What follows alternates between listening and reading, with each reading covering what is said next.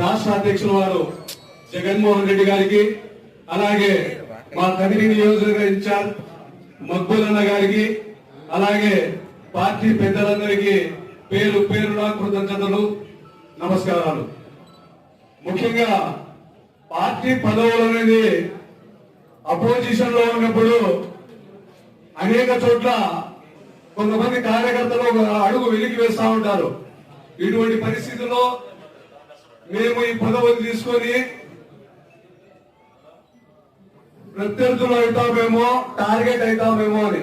కానీ 175 నియోజకవర్గాల సంగతి నాకు తెలియదు, కానీ కదిరి నియోజకవర్గంలో ఇక్కడ ఉన్నంత పోటీ ఇంకెక్కడా లేదు. పదవుల కోసం పదవులు పంచడంలో మగ్గులకు ఎదురైన ఇబ్బందులు అన్ని ఇన్ని కాదు. పదవులు అనేటివి పదవులు వచ్చిన వారు మాత్రమే గొప్పవారు కాదు. పదవులు రాకపోయినా పార్టీ జెండా కోసం, నాయకుడి కోసం పని చేస్తున్న వారు పదవులు రాని వారి కన్నా గొప్పవాళ్ళు. ఎందుకంటే పదవి అనేది ఒక పూల అలంకరణ కాకూడదు. పదవి అనేది మనం తీసుకున్న పదవికి న్యాయం చేయాలా, స్వార్థకం చేయాలా. ఎందుకంటే అనేక చోట్ల, అనేక మండలాల్లో కానీ పట్టణంలో కానీ పదవులు వచ్చిన వారి కన్నా సమర్థవంతమైన నాయకత్వం ఉంది. కానీ అవకాశాల దృష్ట్యా, అక్కడున్న పరిస్థితుల దృష్ట్యా, కుల సమీకరణల దృష్ట్యా కొంతమందికి పదవులు రాకపోయి ఉండొచ్చు. కానీ భవిష్యత్తులో పార్టీ అందరికీ వాళ్ళ సామర్థ్యాన్ని గుర్తించి, వాళ్ళ నాయకత్వాన్ని గుర్తించి అవకాశం ఇచ్చే అవకాశాలు దండిగా ఉన్నాయి.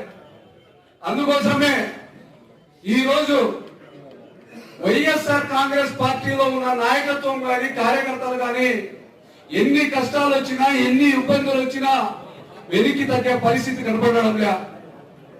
ఎందుకంటే జగన్మోహన్ రెడ్డి గారి మీద ఉన్న నమ్మకం, కనీలో మక్బూలన్న గారి మీద, రాష్ట్ర నాయకుల మీద, జిల్లా నాయకుల మీద గారి ఉన్న నమ్మకం.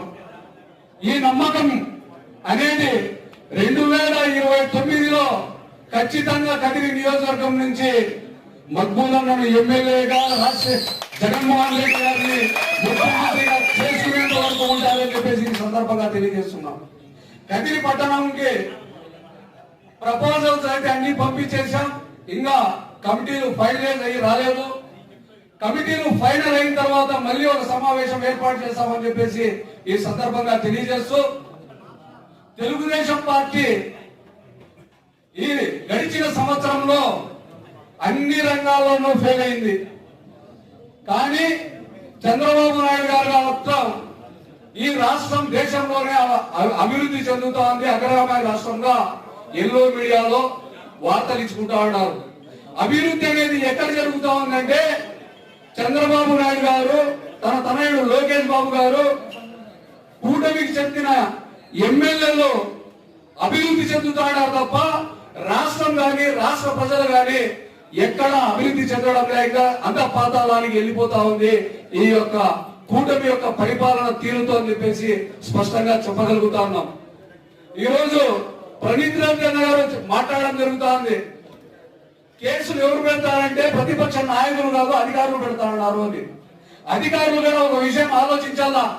ప్రభుత్వం అనేది 5 సంవత్సరాలకు ఒకసారి ప్రభుత్వాలు మారుతూ ఉంటాయి, కానీ మీ ఉద్యోగం మాత్రం 30 సంవత్సరాలు ఉంటుంది. మళ్ళీ మా ప్రభుత్వం వస్తే మీరు ఉద్యోగం చేసుకోవాలా.